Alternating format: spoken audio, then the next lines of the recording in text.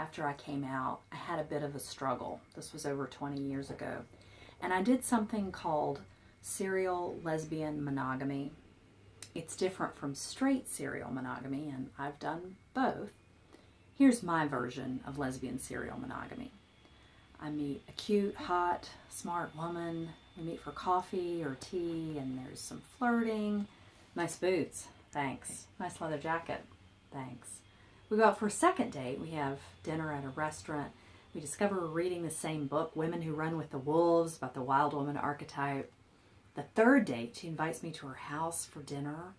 We watch some lesbian erotica. We watch Bound and make out, and I'm starting to think maybe this is my soulmate, and we'll live together in a bungalow in Tacoma Park and live happily ever after.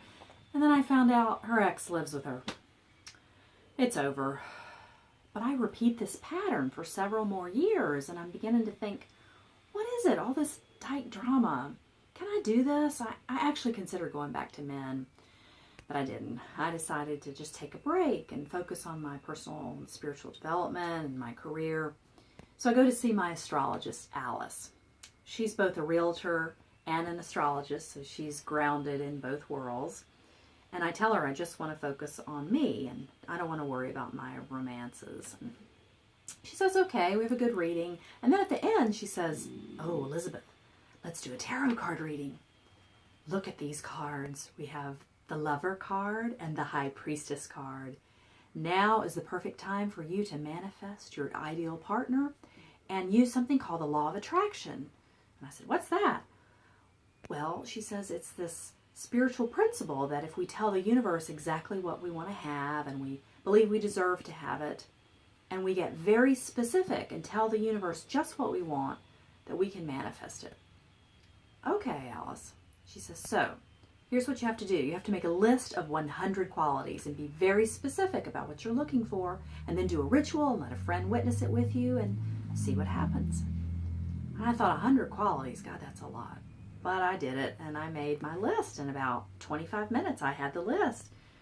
I started with things like very outsmart woman, sporty soft butch, someone who's professional, loves to travel, loves theater and storytelling, somebody who's done several years of therapy. Oh, and here's the clincher, someone who has at least one dead parent, because I had lost my dad, and I wanted somebody to understand what parent loss is like. So I went to my best friend's house on New Year's Eve, and we did this ritual. We lit candles around the altar.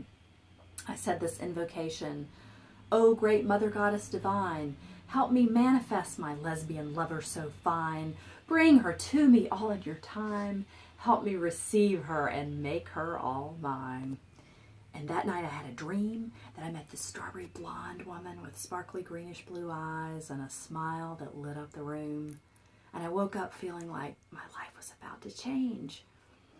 The next weekend I went to something called a good old-fashioned lesbian potluck. Remember those? Back before online dating, here's how lesbians met. We met in bars, bookstores, maybe at Home Depot, and each other's homes at these potlucks. So I drove way out to Fairfax. I go into this house, and I didn't know anybody. I look around, and looks like a group of retired military lesbians. I appreciate their service, but not my type. I'm thinking it's going to be an early evening when the door opens, and in walks the strawberry blonde with the sparkly greenish blue eyes and the smile that lights up the room. She's the woman from my dream. I've manifested her. But I can't say that.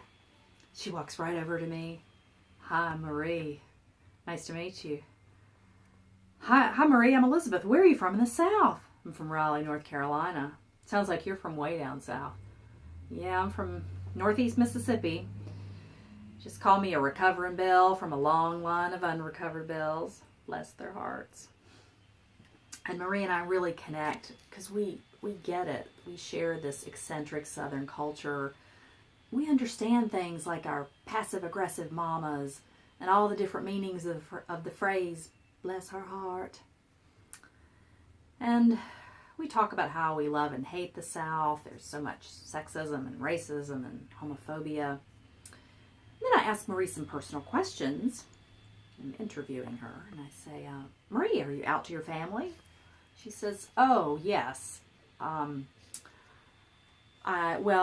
still have my dad, but my mom died a few years ago, and I've been out for a while. But when my mom died, it was the hardest thing. I had to see a therapist twice a week. I said, oh, I'm so sorry. Oh, a double hitter, therapy and a dead parent. I was so excited. So we went out for our first date about 4 nights later, and that was 16 years ago, when we've been married for 8 years. And Maria's my soulmate. And as I think back on that law of attraction, I realized the reason that it worked is because I allowed my longing to be greater than my fear. Thank you.